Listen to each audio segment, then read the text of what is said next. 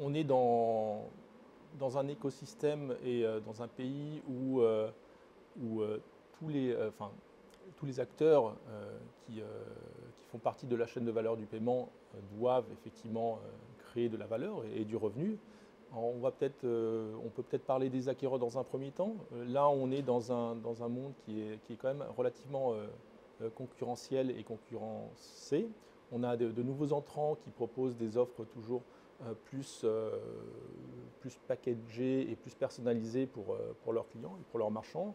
Là où on a des gros acteurs qui vont avoir tendance à accélérer leur consolidation pour baisser leurs coûts et pour retrouver de la profitabilité et de la rentabilité.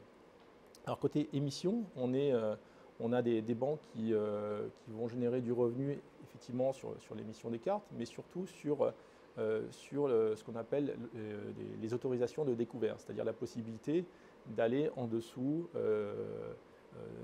d'être en négatif sur un compte. Et donc là, les banques vont pouvoir se rémunérer sur ce qu'on appelle des agios.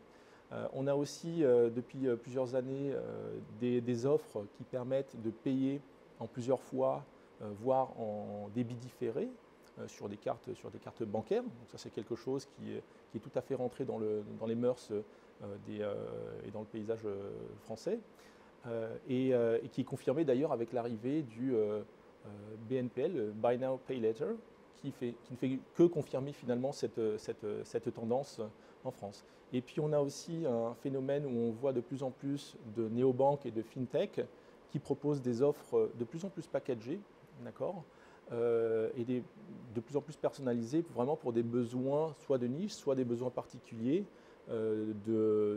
d'institutions qui ne sont pas forcément des institutions financières ou de banques de type Tier 2, voire Tier 3.